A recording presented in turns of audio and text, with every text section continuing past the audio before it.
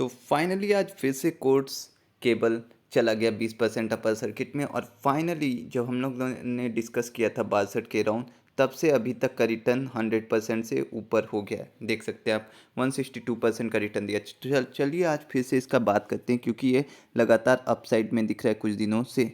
तो आप देख सकते हैं पिछले 1 मंथ का कर्व एक्सपोनेंशियल नज़र आ रहा है, बीच बीच में फ्लक्चुएशन हुई हुई हैं।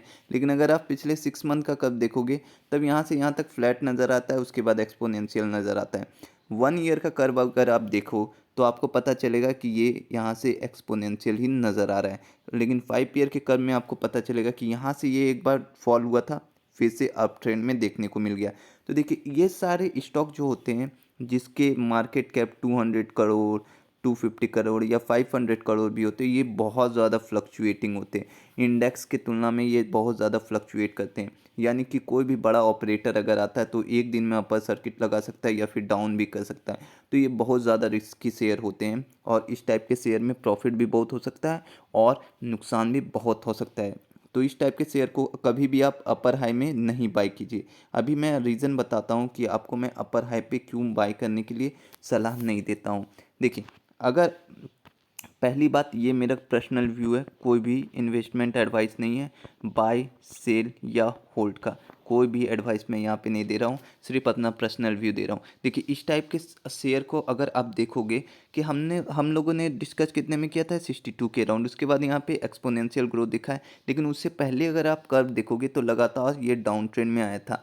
अगर मैं 5 ईयर का रिटर्न दिखाऊं यहाँ से, तो यहाँ पे अगर आप देखो कि इस समय पे ये डाउन ट्रेंड में आया था, उसके बाद ये ऊपर गया था। आप देख सकते हैं यहाँ से लगातार डाउन ट्रेंड में आया था। यहाँ पे मार्केट भी डाउन ट्रेंड में आया था 2023 जनवरी के राउंड से, जनवरी से मार्च के राउंड तक। उसके बाद सपोर्ट मिल रहा था, उसी टाइम पे हम लोगों ने इस शेयर को डिस्कस किया था। देखिए, एक्चुअल में होता क्या है कि जो भी कंपनी का मार्केट कैप बहुत कम होता है, मान लेते 1000 से करोड़ का, वो स्मॉल कैप में भी नहीं आती, वो बहुत छोटे माइक्रो स्मॉल कैप में आ गई।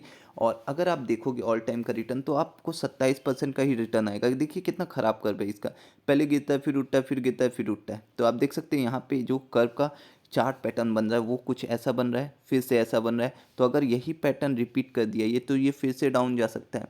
तो कुछ ऐसा पैटर्न इसका बन सकता है, ऐसा आप देख सकते हो। तो ऐसा पैटर्न बनेगा तो फिर जिसने भी ऊपर में बाई कर लेता है बिना सोचे समझे रिसर्च के, उनका तो डाउन में जा ही सकता है। इसीलिए मैं बोलता हूँ कि जब भी आप अपना कोई भी स्टॉक लेते हो तो उसमें रिसर्च कीजिए और किसी के बातों पे मत आइए। साथ ही साथ आपको 2-3 बातों को और ध्यान में देना है, जो मैं अभी बता रहा हूँ। कि जब भी आप किसी स्टॉक को लेते हो और वो बहुत छोटी कंपनी है, तो उसमें 1 से 5% से ज़्यादा आप इन्वेस्टमेंट ना करें, ताकि अगर आपका पैसा डूबा भी तो ज़्यादा नहीं डूबेगा। ये बातों का आप ध्यान रखें। ये मेरा पर्सनल व्यू है, मैं ऐसे ही इन्वेस्टमेंट करता हूँ। अगर वो माइक्रो कैप में आया, अगर वो बहुत छोटी कंपनी है तो, और अगर उसका मार्केट कैप 200, 300 या 500 करोड़ है, तो मैं कभी भी 3% से ज़्यादा उसमें इन्वेस्टमेंट नहीं करूँगा, चाहे वो मुझे कितना भी अप ट्रेंड में क्यों ना दिखे। इसका रीज़न है कि बहुत टाइम ऐसा भी होता है कि ऑपरेटर बहुत ज़्यादा फ्लक्चुएट कर देते हैं स्टॉक को, जिससे मैं दूर रहता हूँ। और मुझे ऐसे कर्व वाले स्टॉक ज़्यादा अच्छे लगते नहीं हैं लॉन्ग टर्म में, क्योंकि देख सकते हैं आप, वेल्थ उतना बनता नहीं है जितना कि बिगड़ जाता है। और अगर आप न्यू है चैनल पे, तो मेरे चैनल को ज़रूर से ज़रूर सब्सक्राइब कीजिए, क्योंकि मैं अब इससे रिलेटेड सारा जानकारी आपको देने वाला हूँ। आई होप आपको ये वीडियो अच्छी लगी हो।